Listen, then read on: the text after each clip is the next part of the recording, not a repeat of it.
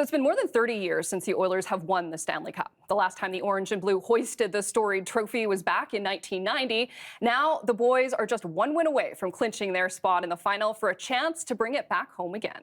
Joining us now to inspire Oil Country is the Stanley Cup, along with its current keeper, Mira Bitov. Thank you so much for being here. Thanks for having us. So let's start with you for a moment. You're the keeper of the cup, the cup keeper. Tell us a little bit about what that entails. I mean, the Stanley Cup really is the only trophy that does have a full-time bodyguard assigned to it. That's right. Yeah, there's a team of us. We're cup keepers and our fearless leader, the keeper of the cup. And we travel year-long with the trophy, just making sure it's safe, bringing it to people, showing it off, and honestly, just bringing the excitement to cities around North America and around the world.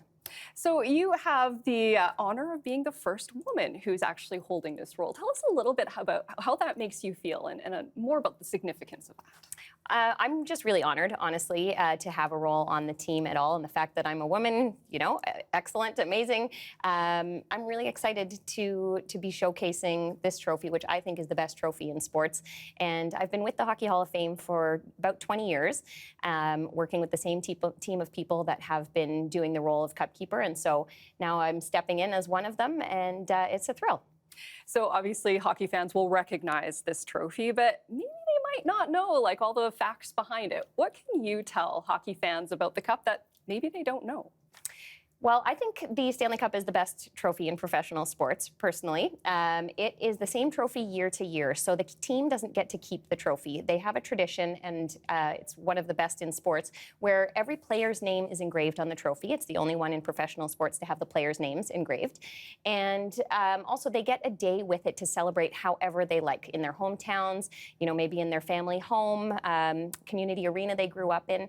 And it's really their day, how they want to craft it and celebrate it, and that's something they've been dreaming of their whole lives. So that's really exciting to see. So another thing that I can tell you about it is that these bands will not keep expanding the cup. So when it fills up, every 13 years a band will fill up at the bottom, and we'll take off this band right here, move everyone up a rung, and then place a blank band at the bottom. So it'll stay this shape and size, which has been crafted as the perfect shape to lift over your head for the players.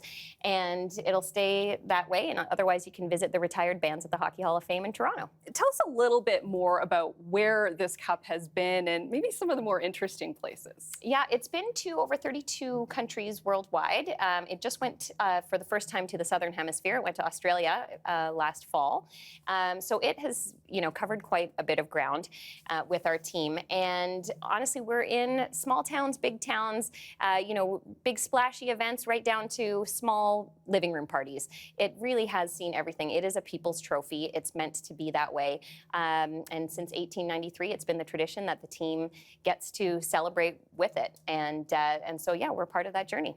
So obviously a lot of superstition surrounds this cup, both with fans and players. Tell us a little bit about what are some of the do's and don'ts of the Stanley Cup. So there's no rules etched in stone, but you do see a tradition of these superstitions. So there's a lot of players that believe that if they touch it before they win it, you know, that's poor luck or bad luck.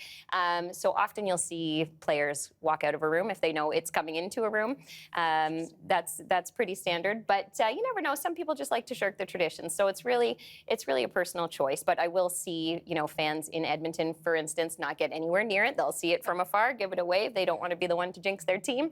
But you never know, honestly. I think there are stories also of winners that have touched it before. So if your choice. The Oilers do come home with it, are Oilers fans allowed to touch it themselves? You know, how does that work? So generally, to lift it, you need to have won it. Unless you've got the white gloves on, of course. But otherwise, yeah, you can touch it, and you know, fans will kiss it, hug it, you know.